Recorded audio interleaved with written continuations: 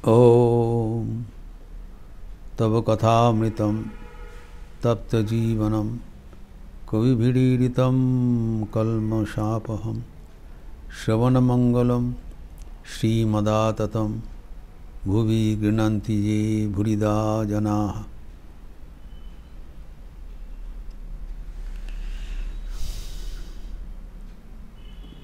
ईश्वर के चिंतन करने के बाद चल रहा था। पतंजलि योग सूत्र में कहा है ईश्वर प्रणिधानाद्वा। भगवत चिंतन से भगवान के जो गुणावली धीरे धीरे हम अपना लेते हैं। As you think so you become.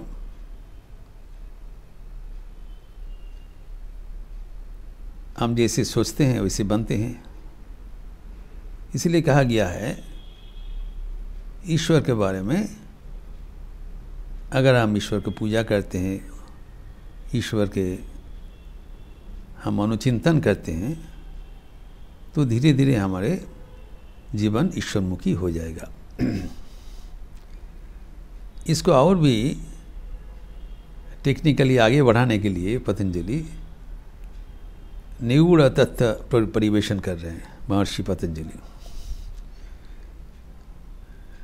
तो उन्होंने कहते हैं अगर कोई चिंतन हम करे तो उसका एक शब्द भी होता है। अगर कोई व्यक्ति है उसके एक नाम भी रहेगा। तो नाम और नामी अभेद है, ये एक नया तथ्य दे रहे हैं। कोई भी भावना, एनी थॉट हमारे मन में रहे, वो थॉट वो है बाहर का अंश, और बहिरंश में क्या है? एक वर्ड, एक शब्द, जो कि वो विषय का, वो भावना का द्योतक, वाचक। वो शब्द मन में आने से ही वो रूप आ जाता है, नाम रूप कहलाता है, नेम एंड फॉर्म। हम जब किसी के बारे में किसी को पुकारते हैं, साथ साथ उनका एक छवि हमारे मन में आ जाता है। नाम और रूप अभिन्न है। तो वैसे ही अगर ईश्वर है तो उसका एक नाम भी रहेगा। अगर वो नाम हम चिंतन करें तो नाम पकड़ने से फिर रूप भी धीरे धीरे आ जाएगा। ये बड़ा सुंदर इन लोग इसमें जोजन लगाया। अगर हम नाम को पकड़ के रहें तो धीरे धीरे व्यक्ति को हम मिल जाएगा। जैसे एक सूता, एक प्रांत में नाम है और दूसरे प्रांत में नामी है। एक प्रांत में ईश्वर का नाम है, दूसरे प्रांत में ईश्वर है। ईश्वर के दिखाई नहीं पड़ रहा है, लेकिन वो नाम अगर पकड़ते हुए, हम सूता पकड़ते हुए चले तो आखिर में दूसरे प्रांत में ईश्वर को मिल जाएगा। ठाकुर एक उदाहरण दे रहे हैं कि एक चेन है, शिकल, लोहे का चेन है, वो उसके एक प्रांत नदी के ऊपर में है और दूसरा प्रांत नदी के भीतर में है, पानी के भीतर, दिखाई नहीं पड़ रहा है।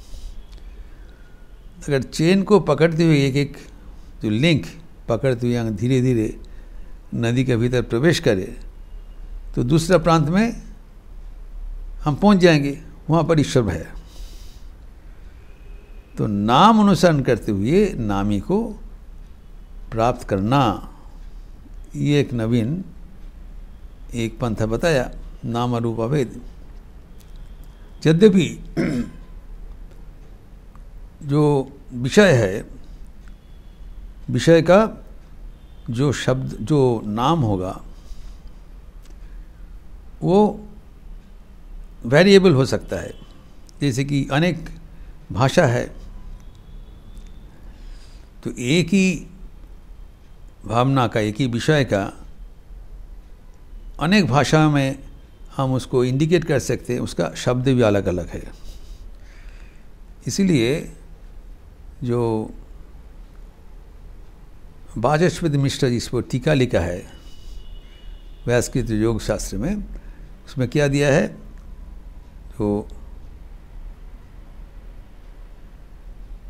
जो शब्द है, शब्द अब एक ही विषय का अलग अलग हो सकता है, जैसे जैसे भाषा का अंतर होगा, लेकिन कोई ना कोई नाम होगा, वेरिएबल हो सकता है किंतु कोई ना कोई नाम होना ज़रूरी है। तो जो भी नाम हमारा रुचिकर है, अगर नाम ही अभिन्न है, नाम ही ठीक रहे, तो कोई भी नाम पकड़ के हम वही नामी को ही पहुँचेंगे। गॉड इज़ वन, जैसे कहा गया है, एकम सद विप्रा बहुधा वदंती। परमात्मा एक है लेकिन उसका नाम भिन्न भिन्न हो सकता है। The centre of the circle is one but then may be various radii. व्यासार्ध अनेक हो सकता है, अनेक पंथ हो सकता है, लेकिन अल्टीमेटली जाके ईश्वर को ही मिलेंगे। तो नाम में विरोध नहीं होना चाहिए। इसीलिए ठाकुर कहते हैं, कोई कहते हैं गॉड, कोई अल्लाह, कोई काली। तो नाम फर्क होने से कोई ये नहीं, पार्थक्य नहीं, लेकिन नाम ही एक ही होगा। तब वैसे ही जो ईश्वर को प्रणिधान करना है, तो उसको अगर नाम, अगर हमें जानकारी हो तो हम नाम लेके ईश्वर के पास पहुंच सकते हैं। इसीलिए परवर्ती जो सूत्र में बताया, तस्य वाचकः प्रणवः। पूछा गया कि ईश्वर का क्या नाम है, तो अभी कहा जाता है यद्यपि ईश्वर का अनेक नाम हो सकता है, लेकिन उसमें सबको जनरलाइज करके एक नाम उत्पन्न किया, इन्होंने आविष्कार किया, वह है प्रणव, ओंकार। अब ये समझना चाहिए, ओंकार किसी को रचित नहीं है, is not the design of a brain of a rishi. ओंकार है शब्द ब्रह्म। इस सृष्टि के पीछे वही ओरिजिनल जो शक्ति का उत्स था। We say that energy, शक्ति, it is convertible, it is undying। एक रूप से और एक रूप से परिवर्तन हो सकता है। तो इस सृष्टि के पहले कौन सा एनर्जी पहले था? लाइट एनर्जी, साउंड एनर्जी और हीट एनर्जी। कहा जाता है साउंड एनर्जी, वह है शब्द, इसलिए शब्द ब्रह्म कहलाता है। बाइबल में भी कहते हैं, in the beginning it was the word was God, the word was in God. तो वही वर्ड जो था विभिन्न भाषा में यद्यपि विभिन्न विभिन्न रूप से व्यक्त हुआ है, लेकिन एक सामान्यतः एक शब्द इन लोग निकाला है, वह है प्रणव, ओंकार। तो ओंकार में देखिए इसका 3 सिलेबल्स का जुक्ति है। ओम, अ, उ, म। अ इज दी स्वरवर्ण का प्रथम वर्ण है, फर्स्ट वावेल। 5 जो वावेल है, ए, ई, आई, ओ, फर्स्ट इज ए। और लास्ट में जो है म, वह है द लास्ट कॉन्सोनेंट। 25 कॉन्सोनेंट जो है व्यंजन वर्ण, उसका अंत में है। तो और जब हम शुरू करते हैं, इसके लिए हमारा तालु या जीवा का कोई मूवमेंट की जरूरत नहीं होता है। और म जब करेंगे तब 2 lips must join together to utter this म। और बीच में जो यू है, ऊ, ये कनेक्ट करते हैं तालु कान से पूरा मुँह के जितना साउंड होता है ये ऊ से कवर्ड होता है। तो अ, उ, म मिलित रूप है ओम। ये है ईश्वर के वाचक, अतः ये ईश्वर का नाम है। हम अगर इस नाम से ईश्वर को पुकारे तो जैसे किसी को पुकारा जाता है तो रिस्पॉन्ड करेगा,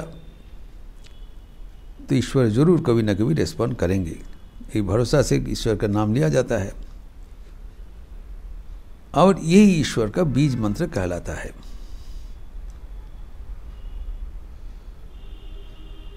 बीज मंत्र विभिन्न रकम हो सकता है। तो ईश्वर का जो बीज मंत्र बोला है वो ओम, जो हमारे भारतीय परंपरा में ओम कहा जाता है। क्रिश्चियन परिवार में इसको आमेन कहते हैं, मुसलमान लोग आमीन कहते हैं। कोई भी कोई मिला जुला एक शब्द होगा, तो ये पावन शब्द है। और ओंकार का जो शब्द है ये देखा गया है नासा में, अमेरिकन स्पेसक्राफ्ट जब गया सूरज का बहुत नज़दीक में, तब जगह देखा जी वहाँ से भी एक साउंड वाइब्रेशन आ रहा है, शब्द रिकॉर्ड करके लाया, वो है निरंतर ओंकार ध्वनि। जो प्रणव जिसे मैं बताया कोई रचना नहीं किया है, यह एक अनुभूति का विषय है। प्रणव सुनाई पड़ता है। स्वामी जी कहते हैं जब मन ध्यानस्थ हो जाता है तब दूर से ये शब्द ब्रह्म सुनाई पड़ता है। You can actually hear like peals of bells in a distant church. निरंतर ओंकार हो रहा है, उससे ये सृष्टि प्रारंभ हुआ है। फिर इसको भी ईश्वर के बीज मंत्र कहलाता है। अनेक प्रकार का बीज मंत्र होता है और उसको लेकर हम कैसे ईश्वर को प्राप्त करें इसका भी चर्चा हुआ है योग शास्त्र में, जिसका विस्तार हम अगले दिन करेंगे। ओम शांति शांति शांति। हरि ओम तत्सत। श्री राम कृष्णार्पणमस्तु। आज अमावस्या का तिथि है। देवी नाम संकीर्तन संध्या आरती के बाद होगी। आप लोग सब स्वागत है। अच्छा रहिए, स्वस्थ रहिए, आनंद में रहिए। नमस्कार।